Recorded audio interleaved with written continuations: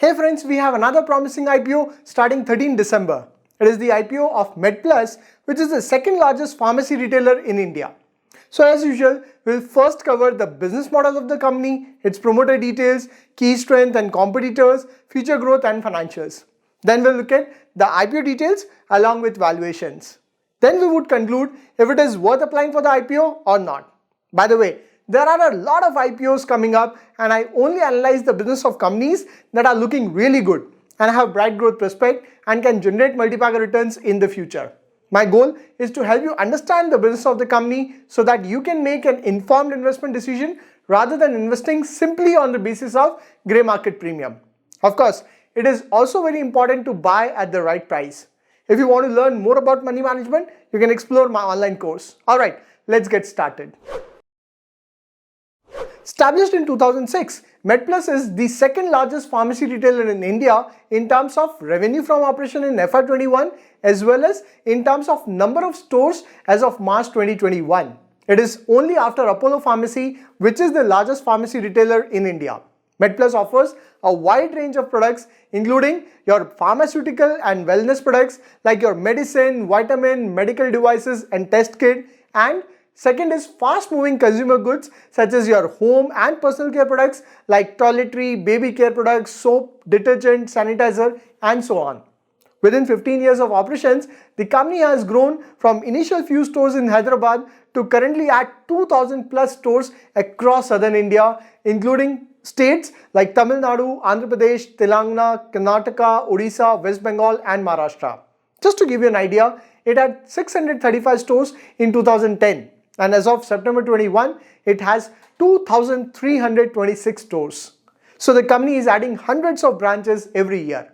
Medplus employs a data analytics driven cluster-based approach to their store network expansion.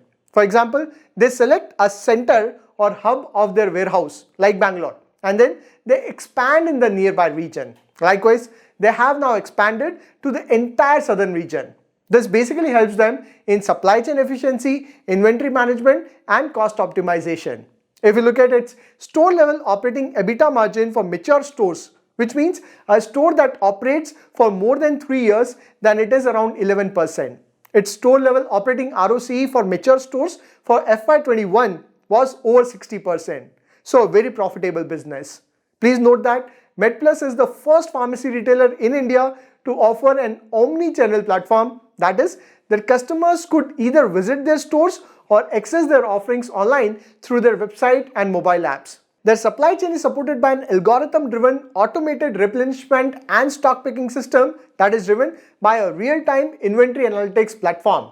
By the way, Medplus has also entered into private label products where they offer their own company brands in generic medicine and generic wellness products. This is a high margin business and it would grow at a very good rate. They also have a pathology lab testing business, although it is a very small business, but it would also grow in the future. Medplus has 3 manufacturing plants in Telangana where they also manufacture a range of plastic products including medicine trays, nebulizers, vaporizers, plastic bottles and caps and other plastic products. They also manufacture optical frames and spectacles, liquid disinfectant, toiletries and cosmetics.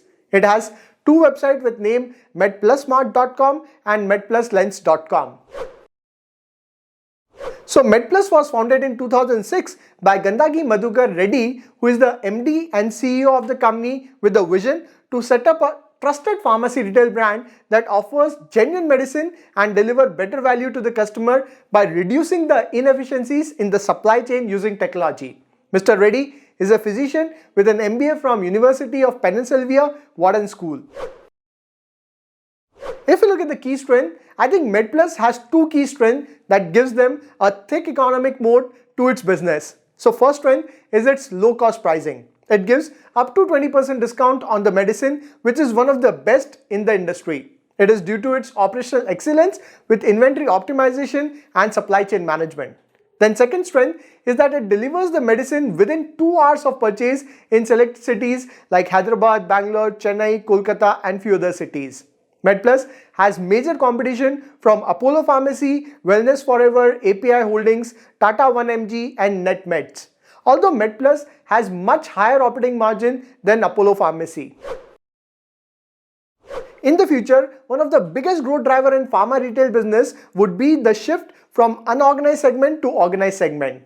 Medplus would continue to expand its business by more penetration within their existing clusters as well as by developing new clusters where company is planning to enter 2 new states every year starting Delhi. The company is also focused on both online and offline retail channel and provide an omni-channel experience to end consumers. Then Medplus is planning to increase its contribution from private labels and increase the total number of SKU mix. If you look at the revenue, Medplus revenue has grown from 2,284 crore in FY19 to 3,090 crore in FY21. In H1 of FY22, revenue is 1,890 crore. Medplus profit has grown from 11.9 crore in FY19 to 63 crore in FY21. Please note that in the initial 6 months of FY22 itself, the profit is 66.3 crore. So the profit growth is looking fantastic, where the initial 6 months profit of current year is already more than the entire last year profit. If you look at the margin, its margins have also improved to current levels of 9%. Its ROE for H1 FY22 stood at 8.35%. Please note that in retail business, you don't have high margins, but it is the growth in overall business and the quick cash conversion cycle that creates profitability for retail businesses. Medplus IPO window is between 13 December to 15 December. Its IPO price band is between 780 rupees to 796 rupees. Face value of each share is rupees 2. Market lot is 18 share and minimum investment is rupees 14,328. The IPO issue size is rupees 1,398 crore, out of which 600 crore is fresh issue of equity and 798 crore is offer for sale where promoters are selling their stakes. In this IPO, retail quota is 35%, QIB quota is 50% and HNI quota is 15%. The money raised from the IPO would be used to fund the working capital requirement for expanding its store network and for general corporate expenses. At a high price band of rupees 796, Medplus would be valued at rupees 9,500 crore. If you look at its valuation, at annualized earning for FY22 at a higher price band, it is launching at a PE ratio of 71.5. Now, generally speaking, the valuation is on the higher side.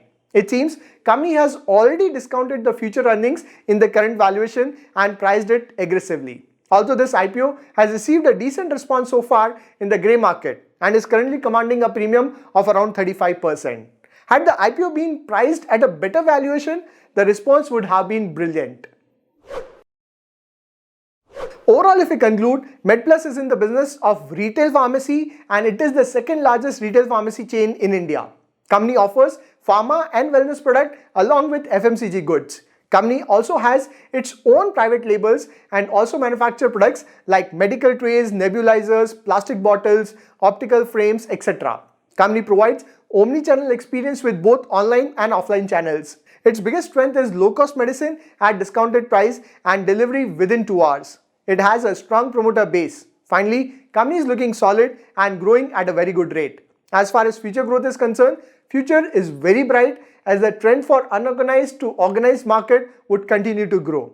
Medplus is currently present in the southern region and can expand to the entire country in the future. Hence, on fundamentals, I would rate it 4.5 star out of 5. As far as valuation is concerned, it is launching at a PE of 71.5, which looks expensive. Hence, on valuation, I would rate it 3.5 star out of 5. Overall, this IPO is certainly looking good for both short-term listing gain and for long-term investment. Although the valuation is looking expensive, considering the future growth potential, it can be worth investing in the company. So I would be applying for this IPO.